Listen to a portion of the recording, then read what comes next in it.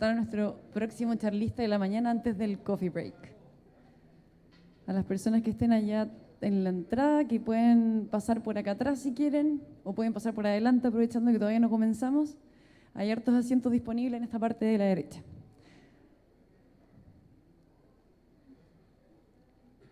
Bueno, entonces vamos a dar inicio. Vamos a ver si es que los micrófonos están funcionando. A ver, Roberto, habla un poco. Ah, ya. Bueno, entonces, bienvenidos a todos los que han ingresado recién a las jornadas. Esta es nuestra última charla del bloque de la mañana, de la parte antes del coffee break.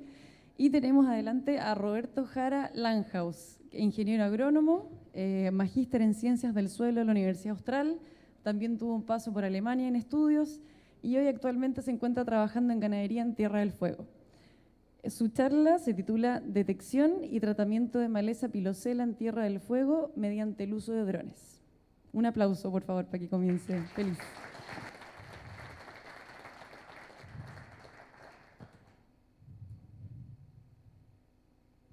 ¿Aló?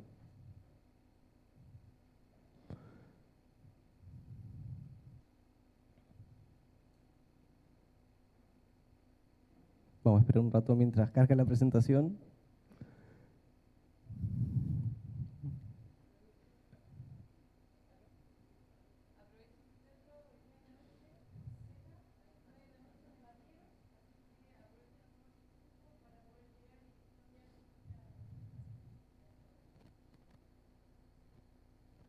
Ya, muy buenos días. Muchas gracias por la presentación, Valeria.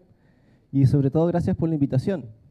Es tremendamente gratificante muchas veces correr riesgos y que haya tantas personas interesadas en utilizar tecnologías que se utilizan a nivel global, pero que hoy en día la estamos utilizando acá en la región de Magallanes.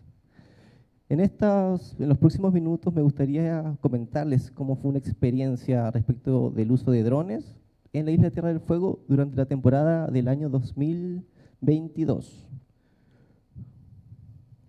En primer lugar, la famosa Hieracium pilosela, que muchas veces no es querida en nuestros campos. Un poco de su taxonomía: es una especie de la familia de las asteráceas, estolones foliosos, base de hojas basales en formas de roseta, y durante su periodo reproductivo sobresale un escapo floral con un solo capítulo. Una de las características principales que tiene esta maleza son las vellosidades en sus hojas, que muchas veces al hacer algún tipo de control químico, las gotas de agua pueden quedar encapsuladas en la superficie, cosa que evita el contacto con la hoja, y eso es prácticamente hacer mal un trabajo. Pero por otro lado tenemos una variedad increíble de drones que existen en la actualidad, comenzando con los drones que son RGB, que significa Red, Green, Blue, que por sus siglas en inglés sería rojo, verde, azul, o de luz visible, seguido por drones de ala fija, o drones en los cuales incluso se puede ir intercambiando las cámaras, dependiendo de la labor que se quiera realizar en el terreno. En donde yo me voy a enfocar en esta presentación es en la serie Mavic 3 Enterprise, que prácticamente es un dron donde no se pueden cambiar las cámaras, pero el dron está especializado para ciertas labores, en donde tenemos drones con cámara solo luz visible, drones con solo cámara térmica o drones solo con cámara multiespectral, que es la que se utiliza para estos tipos de trabajo. Y finalmente la serie Agras, que fue diseñada prácticamente para hacer aplicaciones de líquidos o incluso sólidos. Los líquidos pueden ser agroquímicos, ya sean herbicidas, insecticidas, fungicidas, etcétera, pero también fertilizantes foliares, promotores de crecimiento, etcétera. En cuanto a los sólidos, fertilizante granulado, semilla, etcétera. Incluso estos drones están siendo utilizados en empresas salmoneras para alimentación. Cabe señalar de que todos estos drones que mencioné anteriormente están regulados por la DGAC, los cuales se necesitan certificados o credenciales de piloto de dron, el registro de los drones, pólizas de seguro, manual de operadores acreditado por la DGAC, y en el caso de hacer alguna aplicación de agroquímicos, la credencial de aplicador del SAC. Dicho esto, estos son los resultados que tenemos en la fecha de la temporada del año 2022, en donde tenemos una cobertura prácticamente del 90-100% solo de pilosela, en donde vemos el sector que fue aplicado, donde ya no hay presencia de crecimiento activo de la maleza, como se ve en este lado. El lado verde de la foto se podría decir que es la maleza no controlada, el sector morado donde ya se hizo la aplicación.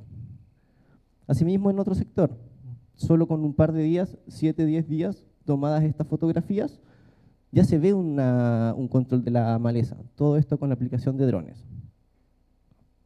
Antes de seguir con esto, me gustaría explicarles cómo llegamos a esto, cuál es la ciencia, por así decirlo, de conseguir este tipo de efecto. Y es ahí donde Magallanes necesita incorporar nuevas herramientas. Como les comentaba, los drones están actualmente siendo utilizados a nivel global y es tecnología de punta. ¿Para qué? Para mejorar nuestra estepa, nuestra pradera. Hay un gran porcentaje de Magallanes que ya tienen suelos muy erosionados y muy degradados, lo que no quiere decir que siempre tengamos que recurrir a maquinaria agrícola, tractores, maquinaria pesada, etcétera, sino que podemos utilizar nuevas herramientas. Lo que además no quiere decir que tengamos que sembrar toda la estepa, Magallanes. Podemos trabajar perfectamente con el coirón, que es lo que todos tenemos, y simplemente hacer trabajos focalizados, tal vez hacer siembra o hacer un control focalizado solo de malezas. ¿Para qué? Para continuar con nuestra ganadería, tanto sustentable, pero más aún que sea sostenible a lo largo de los años. Entonces, acá en esta presentación me gustaría enfocarme en dos puntos relevantes: la detección y el tratamiento. Y esto lo haremos por medio de la agricultura de precisión. Entonces, ¿qué es la agricultura de precisión? Es un conjunto de tecnologías que fomentan y optimizan la producción agrícola, considerando variables temporales y espaciales. Y es aquí donde tenemos la gama de los drones. Hay drones que están muy especializados para distintas labores. Hoy en día hay drones que pueden escanear todo el terreno, geolocalizar ubicación, hacer topografía, hacer levantamiento de vegetación, todo eso para hacer un diagnóstico. ¿Y para qué? Para tomar una correcta decisión. Puede ser apotrerar, puede ser sembrar, fertilizar o incluso solo hacer un control de malezas. ¿Cuáles son los beneficios de utilizar este tipo de tecnologías? Por un lado, una evaluación del estado de la pradera. Déficit nutricional, ya sea de nitrógeno, fósforo, azufre. Estimación de la producción. Y es aquí donde nos vamos a detener. Clasificación de la vegetación. Si yo puedo distinguir en mi estepa, en mi pradera, lo que yo quiero coirón, especies deseables o las malezas, yo sé dónde están las malezas y sé cómo las podría ir a controlar. Pero ¿cómo se hace esta detección?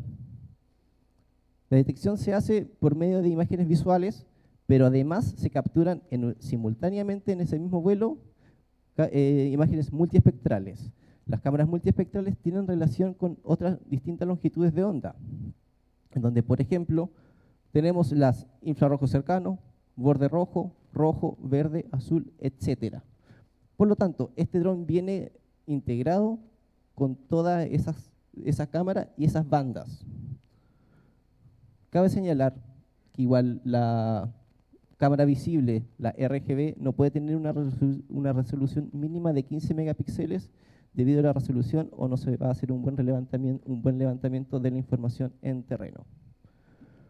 Entonces, acá, bueno, les voy a mostrar un video, que es un monitoreo en tiempo real. Esto lo hace el dron automáticamente en vuelo, entonces uno ya puede percibir y puede detectar lo que tiene a simple vista, antes de incluso procesar la información. Esto es una vega en Tierra del Fuego.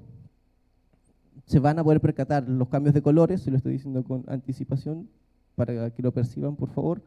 Estos son sectores de coirón un poco más elevados, sector anegado de humedad. ¿Me podrías ayudar, por favor? Ah, ya. Ya en el sector de La Vega se notan distintas coloraciones, y estos son índices. Acá se utilizó un índice NDVI, que es el más utilizado, pero ya podemos percibir que hay cambios de coloración. ¿Cómo pasa esto? Eso significa, o pasa mejor dicho, porque hay firmas espectrales en las plantas. ¿Y cómo se hace esto? Por medio de la reflectividad. La reflectividad la podríamos definir como el límite de la refractancia, y la refractancia es la fracción de la luz solar incidente sobre una superficie, ya sea, en este caso, hojas, suelo, etc. Ya teniendo en consideración las bandas espectrales que le dije anteriormente, que tenemos la azul, la verde, la roja y la infrarroja cercana, si tuviésemos, en un supuesto caso hipotético, un NIR, el NIR se refiere a infrarrojo cercano, plantas saludables, la reflectancia es mayor en estas plantas que una planta que esté estresada, muerta o incluso que el suelo. Por lo tanto, ya podríamos tener un criterio para separar solo con estas bandas distintas vegetación o el estado de la vegetación. Cabe señalar de que en el año 2020 se publicó la guía de control de pilosela, en donde ya se compararon distintas firmas espectrales. En la línea roja, que es la línea de arriba, se percibe una muestra distinta, por ejemplo, con diente de león, gramíneas, o incluso la línea punteada en azul corresponde al suelo desnudo.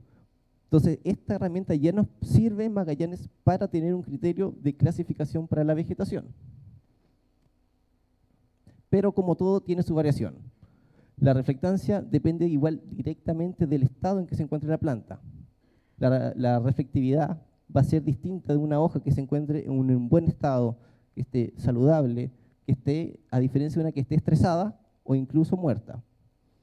Y en eso, por ejemplo, afecta mucho el infrarrojo cercano, en donde una planta saludable va a tener una mayor reflectancia que una que se encuentre en estado muerto. Para explicar un poco acerca de los índices vegetacionales y las posibilidades que tiene no solo en clasificación, quisiera comentarle algunos que son los más usados. En uno tenemos el índice NDVI, que tiene que ver con el estado de la planta, el GNDVI, principalmente deficiencia de nutrientes, estrés hídrico, LCI, que es el contenido de clorofila, principalmente enfocado para ver distintos estados fenológicos, generalmente se enfoca más en cereales, NDR, para estimar biomasa, y el OSABI, que es la condición de la vegetación, pero ajustado al suelo.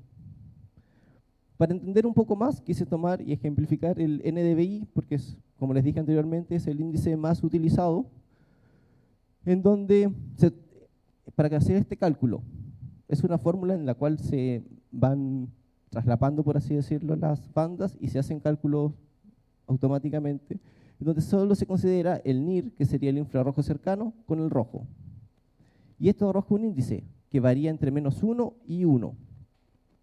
Los valores más cercanos al 1 positivo significa de que la planta se encuentra en un estado mucho más sana, saludable. Cuando ya nos acercamos hacia el 0, la planta puede estar estresada o incluso puede estar enferma.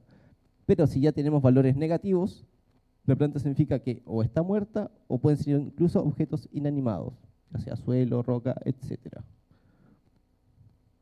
Ahora, llevándolo y ejemplificando esto en un potrero. Este fue un levantamiento hecho ahora durante el mes de junio. Cabe señalar que no había crecimiento activo de la pradera, pero es para ejemplificar lo que puede ser utilizado esto como herramienta. Es un potrero sembrado en un sector de Murtillar, una pradera mixta establecida, en donde en el perímetro se aprecia el Murtillar, que no trabajó. La resolución que se alcanza con este tipo de drones es de 2 centímetros por píxel. Por lo tanto, incluso al hacer acercamiento de la imagen, se puede diferenciar o ver las entrileras de cuando se hizo el establecimiento de la pradera. Estas son imágenes, como dije anteriormente, RGB, de luz visible. Entonces, cuando esta misma imagen la empezamos a procesar con distintos índices, ya nos empieza a arrojar una coloración. Y esta coloración tiene relación con el tipo de vegetación y condición en que se encuentre el suelo.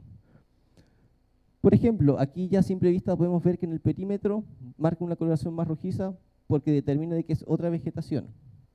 Pero incluso dentro de la misma siembra establecida hay distintas vegetaciones, por ejemplo, tonalidades verdes, amarillas, y eso es porque el índice está reflejando otra condición. Dicho esto, y dependiendo del trabajo que, por ejemplo, uno quiera hacer, uno puede cargar esta información ya al otro dron de la serie Agras y puede hacer aplicaciones variables, porque el potrero nunca es homogéneo, siempre hay una diferencia. Por lo tanto, hay veces que no es necesario utilizar mayor cantidad de agroquímico, mayor cantidad de fertilizante, sino que uno puede ahorrar. En este caso, tomé como consideración una aplicación variable entre 16 litros y 10 litros, siendo 16 litros un lugar muy deficiente en comparación con un sector de 10 que está en mejor condición. De esta forma, el dron, al ir haciendo el barrido y la aplicación, va a ir regulando automáticamente la aplicación. Esto llevémoslo a la pilosela. El sector verde, por su índice NDVI, está infestado con pilosela, pero lo azul es pradera y no hay por qué aplicar herbicida ahí o agroquímico. Por lo tanto, el dron va a detectar dónde tiene que hacer la aplicación y dónde no. Y eso significa un ahorro, que digamos que el herbicida es una buena inversión también. Entonces, quisiera también comentar un poco de la aplicación de los agroquímicos o cómo es posible que de un pulverizador de 200, 300 litros utilizado con tractor se pase a 20, 40, 60 litros con la aplicación de por medio de dron, hablando de volumen de agua. Cabe señalar de que solo cambia el volumen, y eso es por la tecnología que traen los drones hoy en día de regular el caudal y el diámetro de la gota.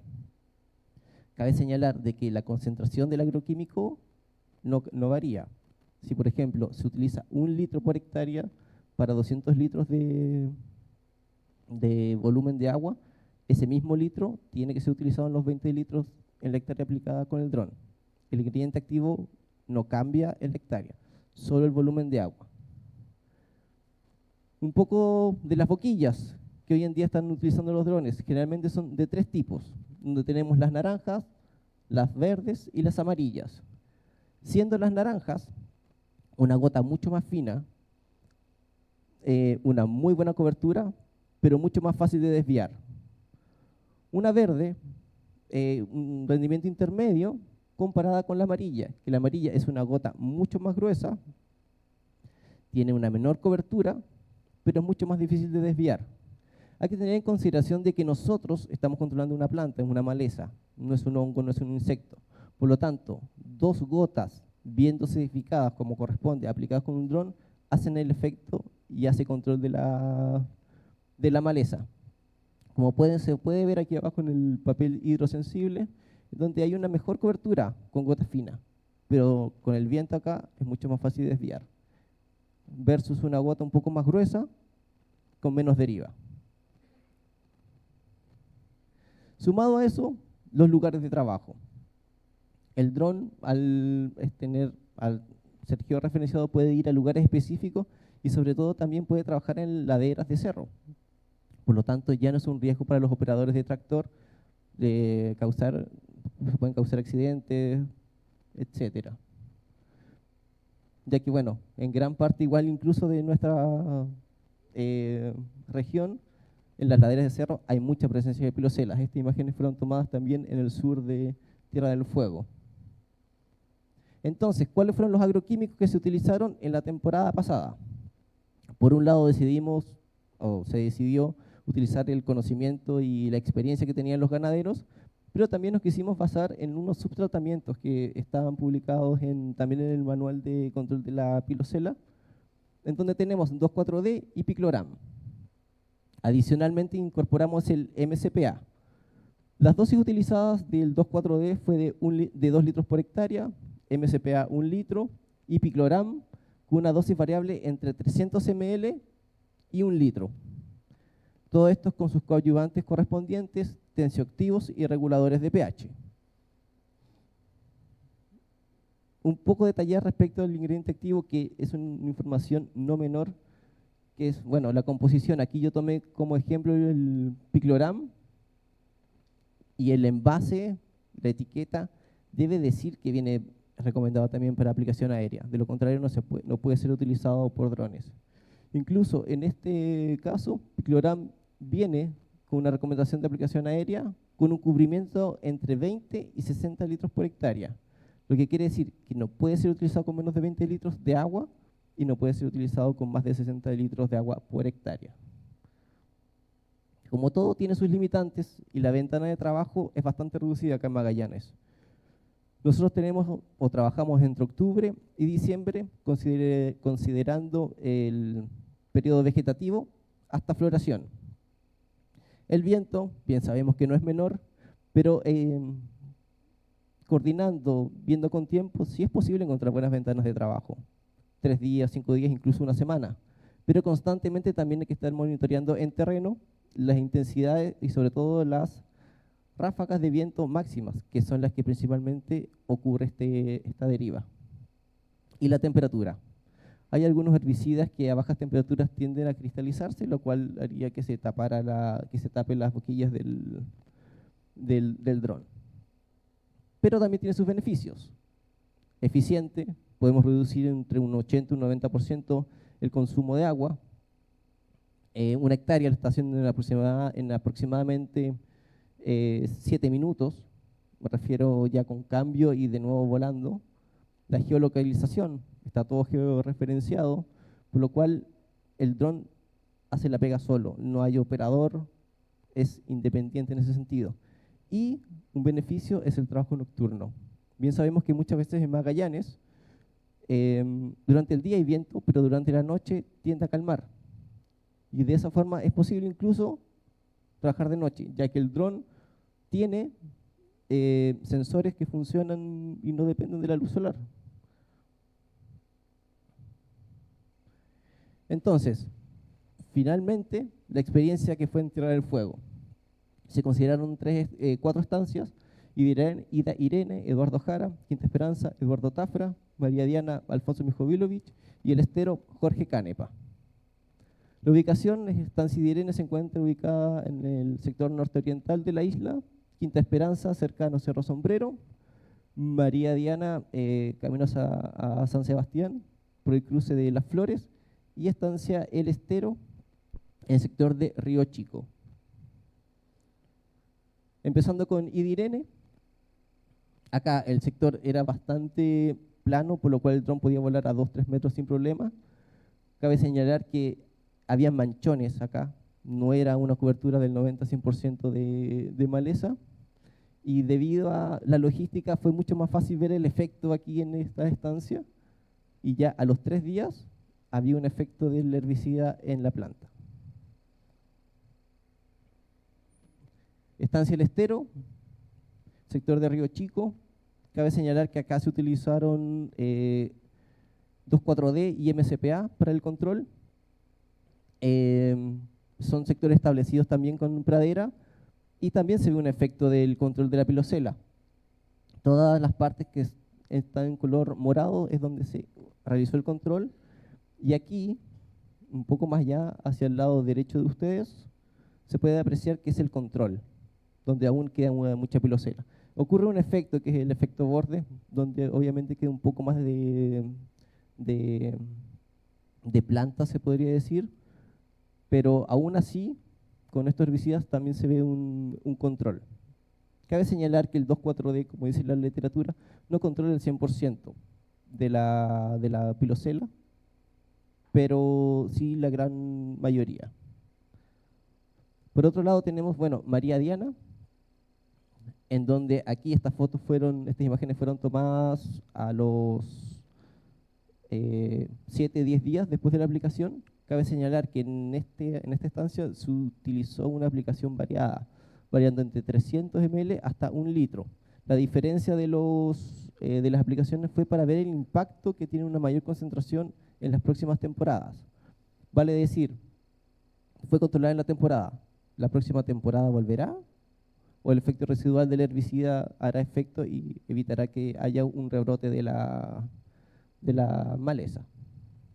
Y finalmente, Quinta Esperanza. Y esta Esperanza es un sector de ladera de cerro. Acá, como se puede ver en el video, pendiente muy pronunciada, prácticamente no puede ingresar tractor o cuatriciclo a hacer un control. Y la parte morada es la que fue controlada comparada con la verde. Y aquí a los 10-15 días también ya se percibía a simple vista un efecto de los herbicidas. Cabe señalar que por manejo del predio y la ubicación también hay un resguardo del suelo. En este caso se utilizaron no solo herbicidas, se utilizó también fertilizante foliar, que es para mejorar la condición de las plantas nativas, y se hizo una siembra al voleo también con el dron de semilla de pasto billo. Todo eso se va a hacer un seguimiento y vamos a ver esta temporada qué efecto tuvo, si fue positivo, si no hubo efecto, etcétera. Y ya, y para ir terminando, y algunos comentarios finales de lo que fue esta experiencia en la temporada pasada.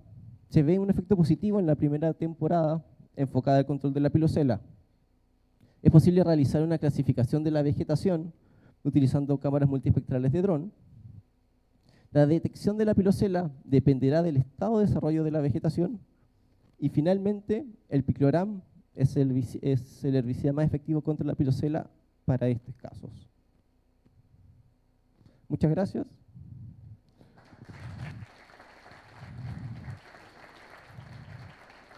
Muchas gracias, Roberto. Bueno, como bien decía, siempre se dice que los herbicidas de que matan, matan, pero ¿qué pasa el año 2, el año 3 y en adelante? Así que el trabajo post herbicida es el que realmente importa y Roberto, Exacto. bueno, están justo en proceso de evaluación de eso en los próximos años. Tenemos 5 minutos para preguntas, así que pasamos al tiro y que sean breves, por favor. Alfonso, ¿tiene el micrófono? Alfonso, después está Pablo y alguien más atrás. Ah, Iván. Ella también, muchas preguntas. Ya. Pero tenemos un coffee break después de esto, así que ahí después cada uno se puede acercar a Roberto que va a estar ahí y le pueden hacer sus consultas personales. Sí, quería comentar que nosotros el año pasado tuvimos una experiencia que fuimos a Estancia Cuyen, que fuimos invitados por Michael. Ahí INTA dice que el uso del picloram, que ya han probado distintas dosis y al final 2,5 litros por hectárea es la dosis. Todas las anteriores vuelve a los 2 años, 3 años, esas mezclas con que el 2,4-D, uso dicamba, varias, ninguna funciona y que al final 2,5 litros por hectárea es la dosis. Y los resultados que tienen ellos de más de 4 años son súper positivos. Sí, bueno, lo hemos conversado en más de alguna ocasión y siempre hay que encontrar el motivo de por qué las dosis. Bien dije, con 300 ml de picloram ya se controla en la temporada la pilosela. Incorporar una mayor cantidad de litros por hectárea de un herbicida simplemente es un efecto residual que va a quedar en el suelo. El picloram es una sal, entonces va a quedar. Igual va a limitar de una u otra forma el crecimiento de otras especies, pero se va a conseguir el control de la pilosela, que al fin y al cabo es lo que se quiere. Lo que sí es importante tener el manejo, el por qué se va a agregar esa condición. Si se quiere mantener o bajar las cargas animales para promover el crecimiento de la vegetación, es una buena alternativa. Pero cuando no se hace eso, esa cantidad de herbicida va a limitar también el crecimiento de otras especies. Entonces, todo va con el manejo que se quiera realizar. Sí. Ahora, dentro de toda la gama de herbicidas que hay, todas estas sales de potasio, ¿qué tan agresivas o inocuas son para el medio ambiente? ¿Sabes algo de eso? A ver, el herbicida es un producto tóxico, entonces siempre hay un efecto nocivo en el medio ambiente. Idealmente, no utilizarlos, pero cuando no nos queda más remedio, hay que hacerlo. La toxicidad del herbicida depende mucho del color que trae igual la etiqueta. Actualmente se están haciendo un poco más amigables al medio ambiente, pero no dejan de ser productos tóxicos. Sí, yo quisiera hacer un último comentario, es que el uso de herbicidas lo veo como la única opción en este momento del control de pilosela. Y nosotros estamos enfocados a hacer mayor volumen de hectáreas porque lo que vemos es que esto es un tema exponencial y claramente que si nadie hace nada, nada dice que 10 años más vamos a estar con el doble o el triple del problema y vamos a llegar a un momento que vamos a estar trabajando solamente en Las Vegas. Exacto. Lleno de Azorela, pero otra cosa. Sí, sí. Sí. Eso.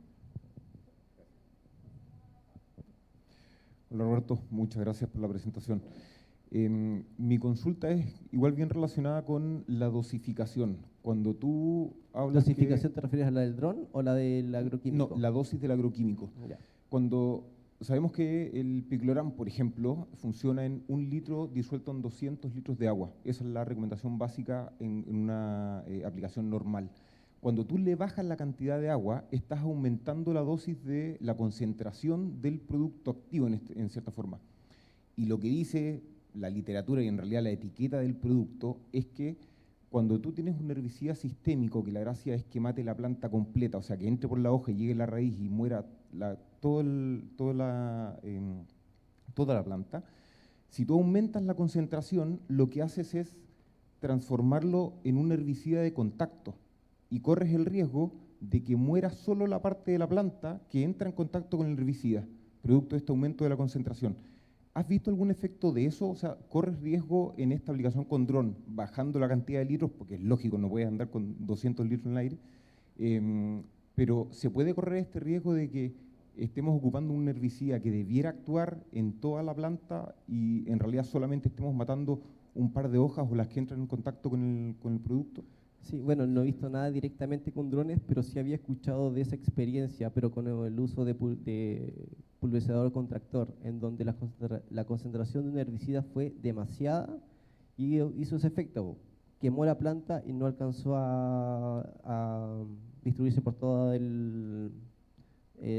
por toda la planta. Pero para los drones, hoy en día, si el agroquímico, el herbicida, dice que se puede utilizar entre 20 y 60 litros con volumen de agua, como mostré acá, se puede. Si no dice eso, no se puede utilizar, porque podría ocurrir ese efecto. Claro, la consulta igual apunta que los que en algún momento hemos aplicado herbicida, de repente te das cuenta que por las temperaturas también de Magallanes, el efecto es mucho más lento y de repente pasan 10 días y tú dices, chuta, no pasó nada, lo apliqué mal, hubo viento, y te das cuenta que a los 15 días empiezan a morir algunas plantas. Y ahí Sí. te das cuenta que fue el efecto sistémico del herbicida que se movió por toda la planta y ahí la mató. Cuando tienes efectos entre 3 y 7 días, yo lo interpretaría como que es posible que esté muriendo la parte del contacto y no esté traslocándose por toda la planta. Entonces, Eso va a ser interesante porque esta temporada vamos a ver si vuelve todo ese cobertura rebrote o no. de Bruselas, si hay control o no, o qué pasó realmente. Porque de una u otra forma es la primera temporada que estamos trabajando con esto, pero sí se ven buenos resultados hasta ahora. Pero hay que ver qué pasa esta temporada, la siguiente, y etcétera. Y lo otro importante en considerar no es solo el herbicida, son también los coadyuvantes que uno aplica. Porque aplicando solo herbicida no hay control prácticamente. De hecho, uno solo aplica herbicida a la pilosela y no la va a controlar. Por las mismas vellosidades que tiene, queda encapsulada. Por eso que hay que muchas veces regular el pH del agua donde se está aplicando y cambiar la tensión superficial del agua para que llegue y penetre bien. Perfecto, muchas gracias.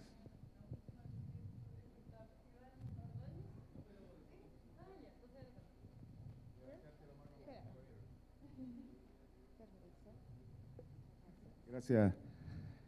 Bueno, felicitarte, muy interesante lo que estás haciendo. Siempre es bueno que alguien más salga a hacer todos estos trabajos y con la tecnología que estás aplicando, así que te felicito, de verdad. Gracias. Un poco respondiendo igual a las otras intervenciones, es verdad que con 1 litro por hectárea pasa a ser de contacto el herbicida, lo he visto, y con 0,6 actúa sistémicamente como es lo que uno quiere. Así que no sé con 2,5 litros como dicen, ese efecto debe ser mucho mayor. Pero mi pregunta va en relación a la aplicación en sí del dron. Si sabemos que estamos aplicando picloram y la tensión superficial incluso se puede hacer con vinagre, es más barato. Pero bueno, el tema, si estamos aplicando con dron un herbicida sistémico ¿para qué tiene que apagarse el dron, digamos, donde está solamente viendo donde hay pilosela, sabiendo que la planta puede avanzar estolónicamente donde no la vemos?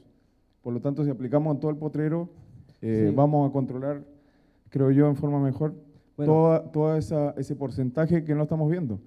Porque si tenemos una alfombra de pilosela, finalmente, aparte de matarla, tenemos que cambiar el sitio, volver a fertilizar, volver a colocar semillas de otra cosa. O sea, hay que hacer una labor completamente distinta. sí, bueno, ahí está economizar la labor y el herbicida, que muchas veces es caro. Cabe señalar de que el dron al pasar tiene un margen de 1 metro desde que ve muchas veces la pilosela, y eso se puede regular. Entonces no es de que nos va a controlar al lado, pero no va a controlar donde no hay o tampoco hay en las cercanías, porque no tendría sentido tirar herbicida, matar incluso otras especies de hoja ancha que son beneficiosas también para el potrero. Si prácticamente el picloram solo va a dejar vivos las gramíneas. Entonces,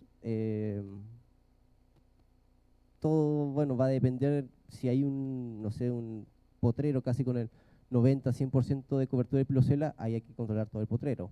Pero si hay un potrero que solo tiene un 30%, no tiene sentido controlar el resto del 70%. O sea, pero si matas el 90%... Perdón. Si controlas el 90% de la vegetación que había, que era pilosela, te queda suelo desnudo nomás después. Bueno, Entonces hay que hacer otra labor ahí. Hay que tener en consideración que hay un banco de semillas en Magallanes que es bastante grande. Y obviamente la pilosela está ahí porque es más competitiva ante especies nativas. Lo ideal sería hacer una regeneración en ese sector. Pero hay otras alternativas también. Y sobre todo hay que empezar a bajar las cargas animales. Claro. Bueno, muchas por gracias. supuesto. Disculpa, Gracias. Alejandro. Muchas gracias.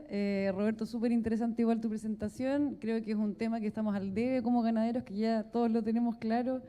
Y como decía bien Alfonso, si es que no nos ponemos las pilas, por lo menos en Tierra del Fuego especialmente, esto va a seguir creciendo y seguir creciendo, no va a tener ningún control. Así que concuerdo con Roberto en el manejo de las cargas y también el trabajo que tenemos que hacer cada uno como ganadero en tema de aplicación de herbicidas responsable y a posterior de eso tener un buen manejo. No sacamos nada con poner herbicidas si es que no tenemos un manejo de nuestro pastoreo a futuro. Así que muchas Exacto. gracias. Un último Muchas aplauso para gracias. Roberto, por favor.